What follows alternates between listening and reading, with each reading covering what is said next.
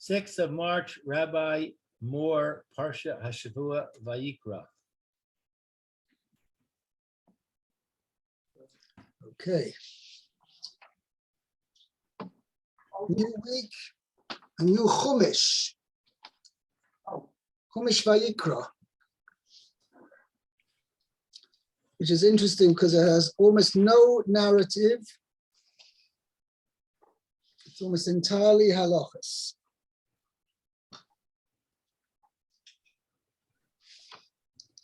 Which is interesting. This probably was said, this was l'chayra said to Moshe Rabbeinu at Har Sinai when he was on the mountain, the 40 days he was on the mountain. There's only one piece of narrative, and that's all the way in Parshas Emor, which is the almost at the end of the Sefer. Apart from that, there's no.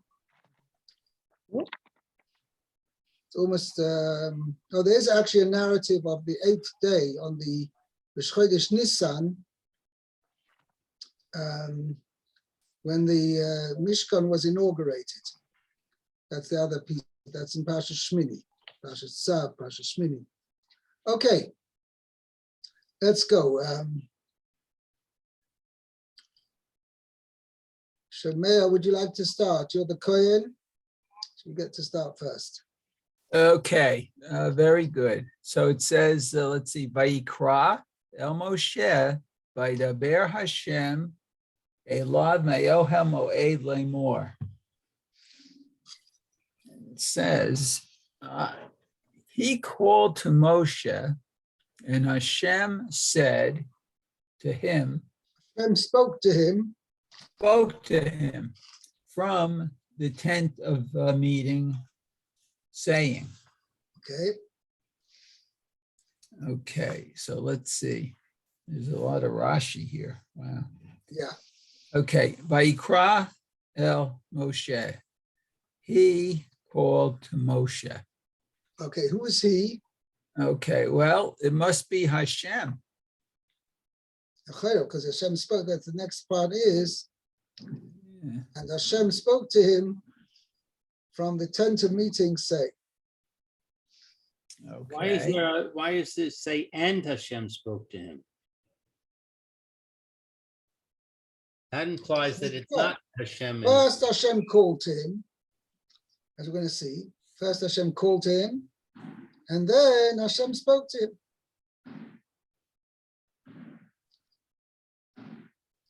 Even though, it's an important point, which is that even though the Vav conversive, the Vayedaber really means as equivalent that to, in other words, it's a future tense with a Vav in front, preceded by a Vav prefix to make it now a past tense.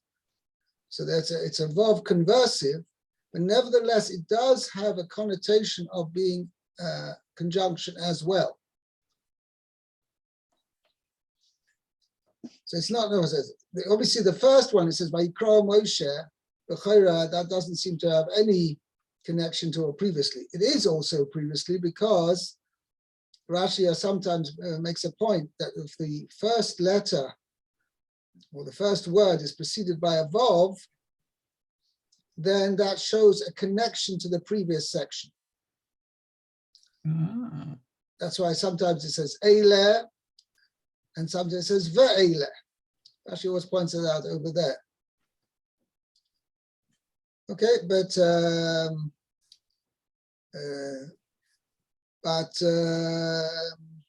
over here, so Vayikra Moshe is obviously a continuation of what the as Sefer Shmos. Sefer Shmos ended with the consecration of the Mishkan, and now Kadosh Baruch Hu is telling Moshe all the laws which are pertinent to offering korbanos in the Mishkan.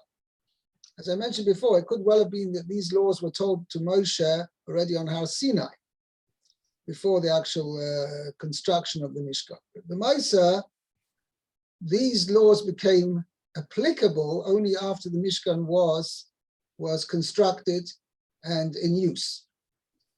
Okay. Okay, so it says, in Rashi, Vayikra el Moshe.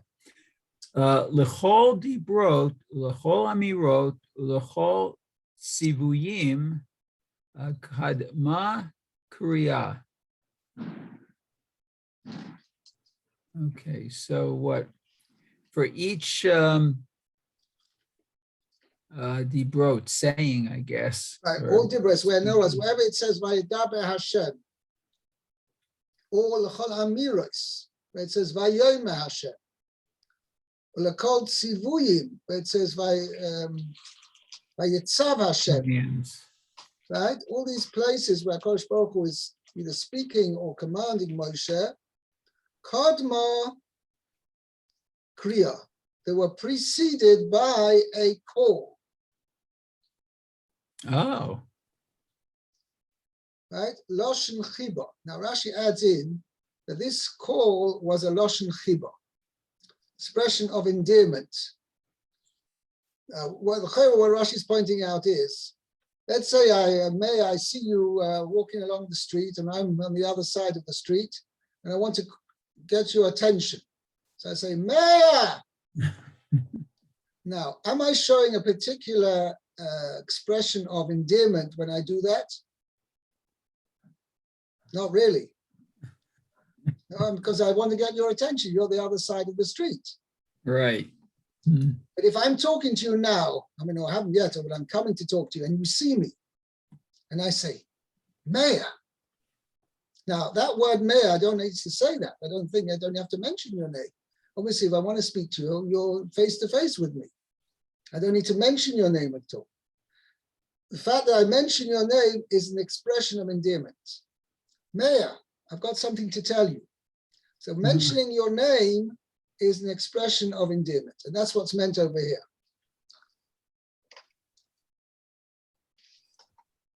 Okay. And Rashi says this is also what the Malachei Ashores, the ministering angels, also say that. Lashon, carry on. Okay. Let's see. It says, okay. Lashon shel Malachei Hasharet mishtamshin bo. Shneimar, example, Vayikra ze el ze va'amar kadosh. Oh, it's in the prayers. So the angels called to each other. What did they call it to each other? It says holy. So Rashi seems to understand over here. This is a passage which we say every day, at least one, two. But it's the first time we actually say it about at least 4 times. And we don't say the expression "V'korazel zev yomah." We say that 3 times every day. Twice in Shachris and once in Mincha. Obviously, we say it in Kedusha.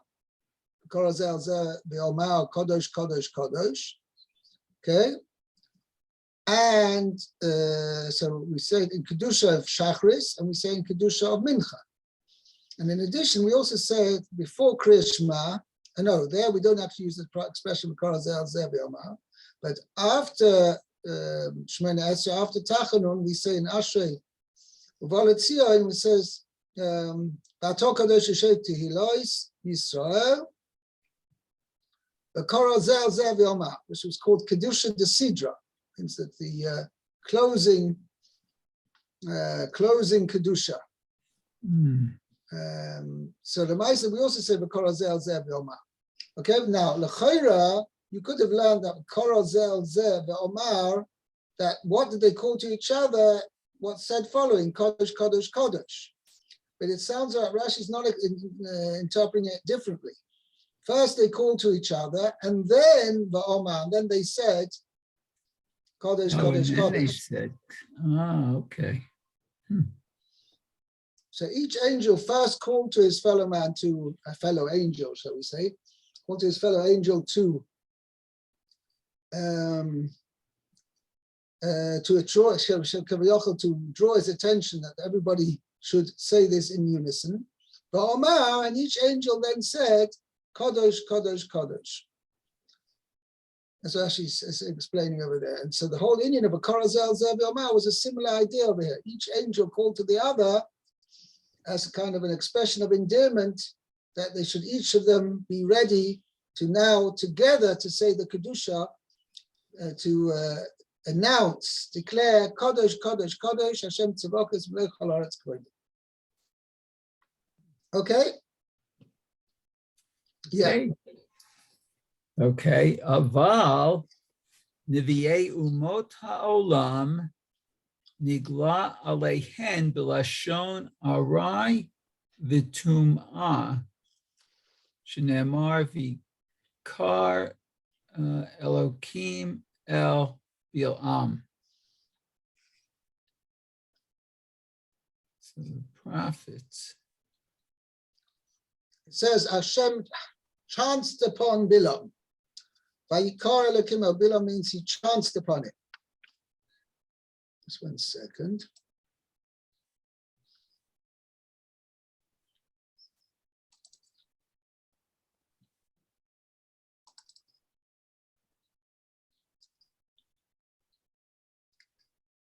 Just checking up how I translated it.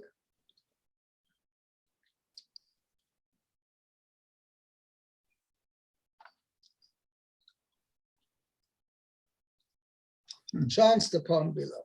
Right.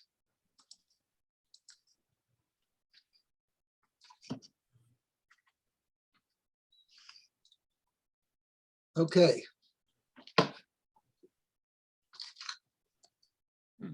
That's very interesting. Okay.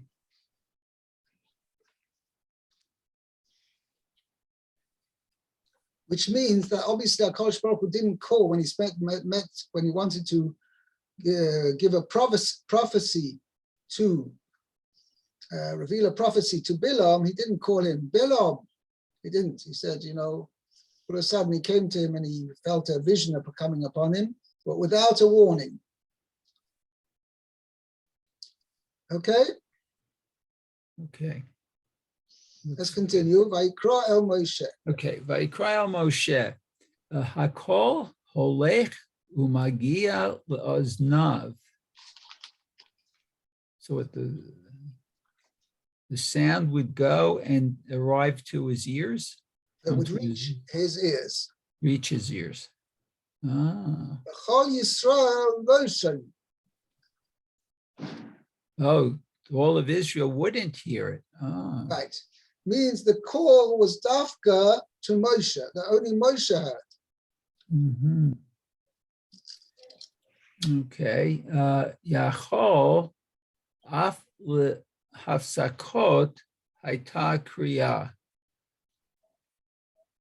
Let's see. Yachol. You'd be able to interrupt. I might think af lahafsakot haita kriya, meaning we're going to see. If you notice, Rashi is going to mention more about this later. That you got the first section over here. Vayikra Moshe vayedaber Hashem elo me'ol moed leimar.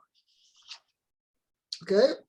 Mm-hmm. So basically, what he's saying is, before Hashem spoke to Moshe, when it says vayedaber Hashem elo, he called him first. As I mentioned before, he said Moshe, or not loud, but Moshe. Mm-hmm. Yeah, I've got something to tell you, and he told him, and he spoke to him. Okay. Now, I might think if you let's go jump to Pasuk Tes and Yud. Tes and Yud. So Pasuk Tes ends the first section. Then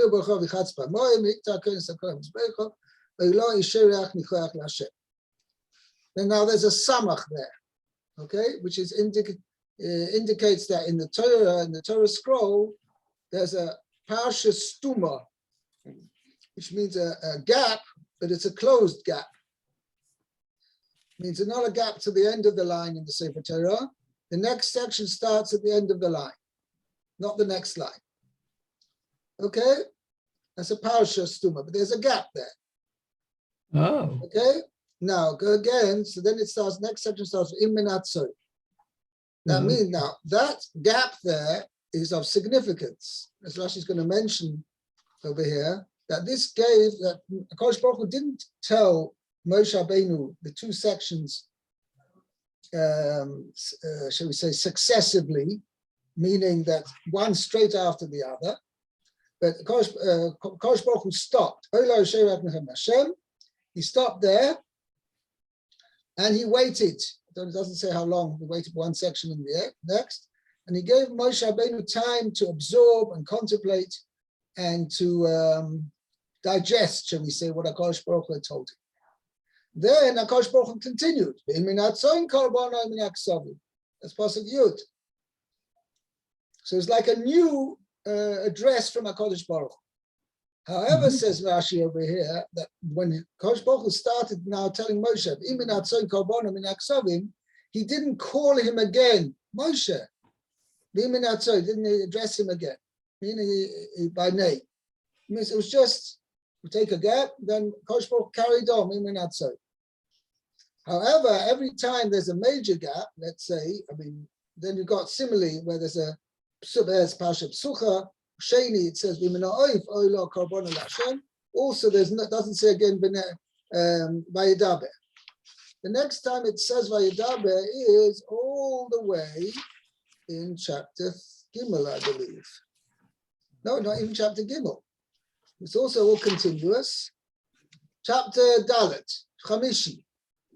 There it says, the previous sentence ends up Chaldom Lo Sechelu, and then it says Vayidaber Hashem Moshe Lema. That's an entirely new speech. Now, this could have been some time later, not necessarily at the same time at all. Doesn't say how much the gap is between the previous section and this section. It could have been a major gap. Kosh Baruch Hu now addressed him anew. It was a new revelation to Moshe. Then, again, when Kosh Baruch Hu spoke to Moshe again, he preceded that by Vayidaber with a new calling him Moshe. I've got something to tell you. And he said that Hashem spoke to Moshe saying. Okay? So that's what Rashi's pointing out over here. I might think that even by the gaps, each section before, in other words, following each new section, preceding each new section, again, HaKadosh Baruch Hu again called Moshe, Moshe. So Rashi's telling us, no, that wasn't so. That the Kosh Baruch Hu just carried on without calling Moshe's name again. So that's what Rashi's saying over here.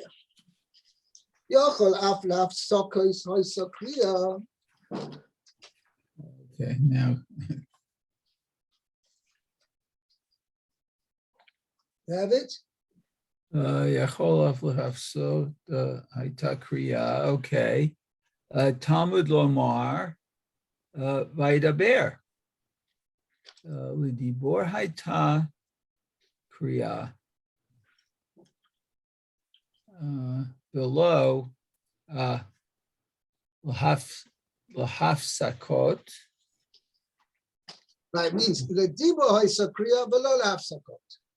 Means every time, so I could translate, speaking was preceded by a call, but not the subsections.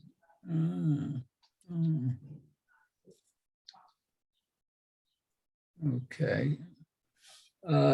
Let's see. So Uma hayu hafsakot nisham shot. Why did they have these breaks? These. Right. What was their purpose? What was their purpose?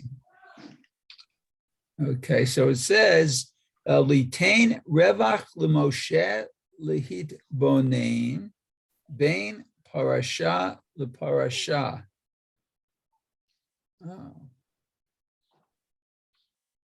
Uvein, let's say uvein inyan leinyan. Kol v'chomer lehedyot halomed min hedyot.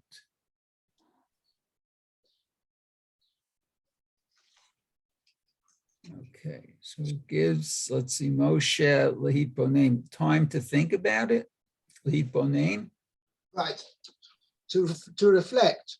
To reflect. Oh, okay. Between each section, Parsha leparsha, and one subject and another. Okay, a subject. Okay, and So the more so, let's see, for an ordinary person who learns, from another ordinary person ahead. Right.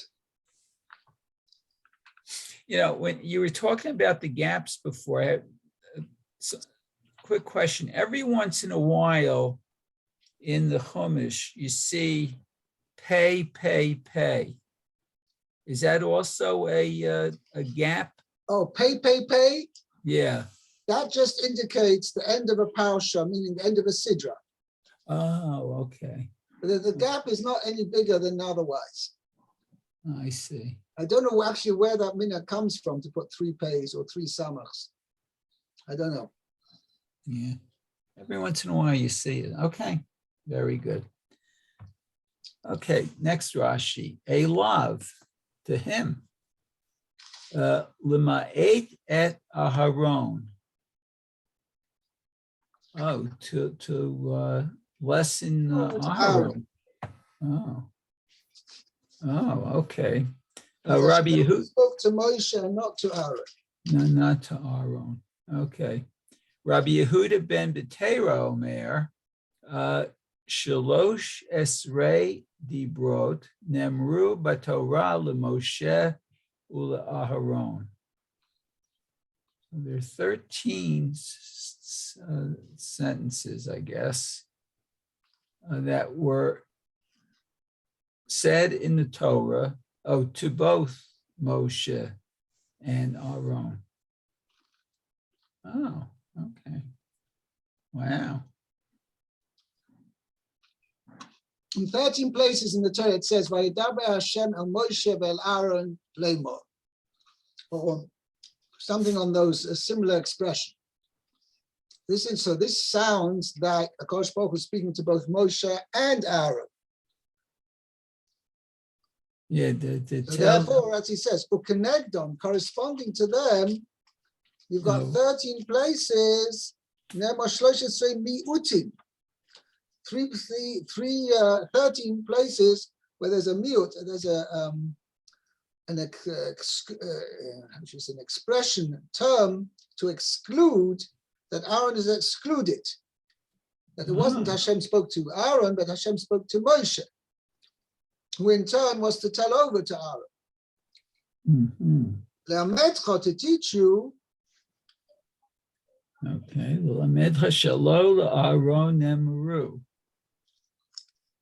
that they were not for Aaron to say, I guess. Ella Moshe, but to Moshe. It was said to Moshe alone. Alone. But he was supposed to Shayoyma Aaron, that he's supposed to say it over to Aaron. Okay. He's going to go through each one. The Elu Hain Shlosh. Wow. Actually, does somehow says these are the 13 exclusion clauses, expression of exclusion. Now, so Rashi starts telling you, but he doesn't tell you all of them. He says, "Ledaber itoy." It says when Moshe Rabbeinu entered the end of Parshas Nosai. It says when he entered, they go to speak with him. Kosh Baruch Hu, to speak with him. Itoy means Dafka Moshe. Midaber Elov. The Shekhinah was speaking Elov to him and not to Aaron. Aidaber Elov. He spoke to him, also there in the same section, and not to Aaron. This was in not last week's Parsha, in Parshas Truma. It says, I will convene with you and not with Aaron. Kulon b'Toras Kohanim. All of them are enumerated, listed in Toras Kohanim. Which is our Sedra here, right? Vayikra? Yeah, well, the whole section, the whole book is called Toras Kohanim. But the Toras Kohanim Ba'etzim, what Rashi is referring to, means there's the halachic midrash of Chumash Vayikra is called Toras Kohanim, also called Sifra. It means there is written down all the various droshes, various expositions of the Chachomim, how to explain the Psukim. Oh, And it's all mentioned there. This is all written, and that sefer, where all the droshes of the Chachomim, how to explain the Psukim of Sefer Vayikra, that is called either Sifra, which means the book, or it's called Teras Kanim. So that's what Rashi says. Kulam b'Teras Kanim. All are mentioned in this compilation called Teras Kanim. wow. Okay. Okay. Now Rashi says, Yochel Kol yishma'u et kol Shamu es hadibur. kol hakriya. I might think that the others besides Moshe also heard the call. I mean, Aaron also heard the call. No. Oh, Talmud Talmud Lomar. Lama, Kol lo. Kol loy, Kol elov. So he says, Vayishma sakol midaber elov. Kids, every time it mentions Kol of Hashem, it refers to loy, to him. It was only to Moshe. Ah, okay. And it was only Kol elov, also each time's a mute. Moshe shama, v'chol Yisrael lo shamu. Moshe heard, and the rest of Klal Yisrael did not hear. Now, Rashi mentions over here that it says Elov to exclude Aaron. So he says in third, and he brings a quote from Yehuda. You have Yehuda ben Beseira. I only have Rabbi Yehuda in my edition. Anyway, it says in 13 places HaKadosh Baruch Hu addressed Moshe and Aaron. That's what the pasuk says.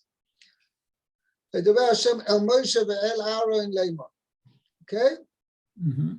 Never better leMoshe ula Aaron. Okay. What about in the places that are about? I recall 1, 2, 3. I think as far as I know, 3, maybe more. But anyway, it says Vaydaber Hashem el Aaron leimor. It doesn't mention Moshe at all.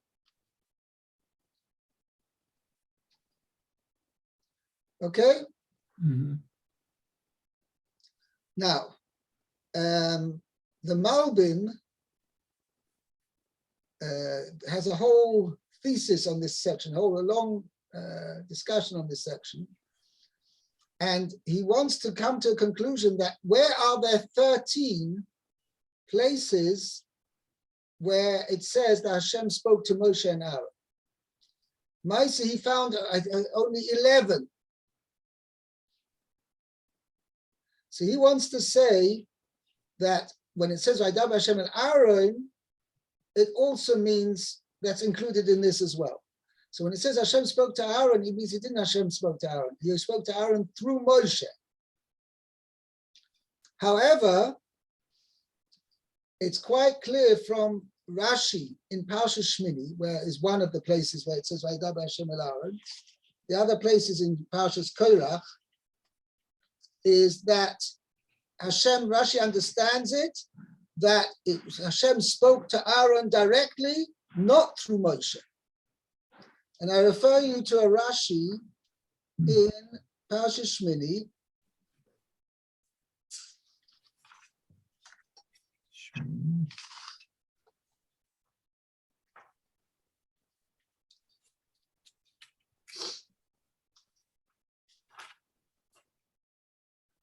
Yeah. I'll quote you chapter 10, Pasuk Gimel, Pasuk 3.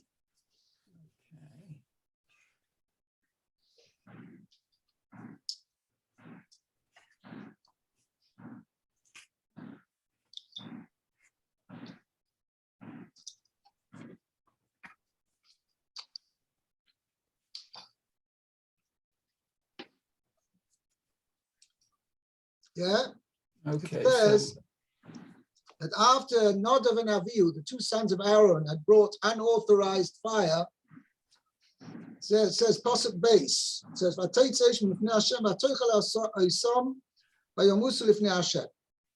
fire came out from heaven and consumed them, and they died for Hashem. Mhm. Now the next pasuk says, "Vayomer Moshe el Aaron." Hashem said to Aaron, Moshe said to Aaron, sorry. Hu asher diba Hashem leimor b'krovai ekodesh v'apnei kol ha'om ekoved. This is what Hashem told me another time, that HaKadosh Baruch Hu is going to bring about a situation where the holiest of the Jewish people are going to die, and through them I'm going to be sanctified.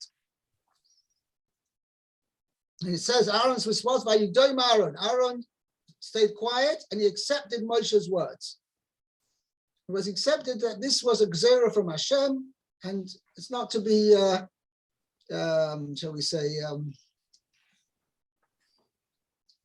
it's to be accepted without question, without feelings of remorse, I guess, whatever. Mm. Okay, so Rashi says on that, Vayidom Aaron. Yeah, Rashi says on that, Kibel schar al shtikose. Aaron received a reward for being quiet. Uma schar kibel, what schar was that? Shenisiachet imoy hadibor. That the dibur from HaKadosh Baruch Hu came to him alone. Shenemra loy levado. To him alone was said, Parsha shtuye yain. The section about those who are inebriated from wine, then they're not allowed to do their avodah.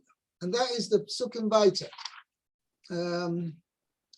Pasuk Ches, chapter 10, Pasuk 8. Vayedaber Hashem el Aaron leimor. Yain v'sheicha al teisht. So Rashi clearly understands that that section was told to Aaron alone, not through Moshe. That's the way Rashi understands it. Okay, I'm not going to the Malbim has a different pshat over there. He understands that was yes through Moshe. But the Pshuto, though, Rashi seems to understand that that's where it says Vayedaber Hashem and Aaron means Hashem spoke directly to Aaron. Not through Moshe. Rashi say that? What? I don't see Rashi saying anything on Pasuk Ches. No, on Pasuk Ches he doesn't say, but on Pasuk Gimel, which I just quoted,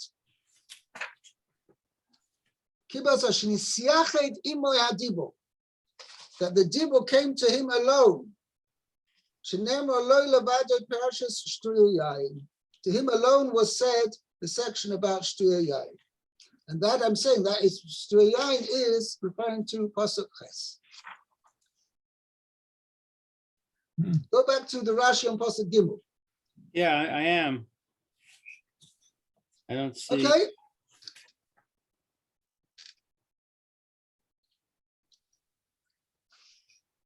There's one other case in Parshas Korach as well, where it says Vayedaber Hashem el Aaron leimor. Okay, but I know we'll leave that for the moment. That's how L'chei Rashi's opinion. How does Rashi get to 13? L'chei Rashi includes a different type of Vayomer Hashem al Moshe el Aaron. It says elsewhere, it says Vayomer Hashem is also included in this Dibrois, which was said to Moshe and Aaron. Okay, let's go back to the Rashi in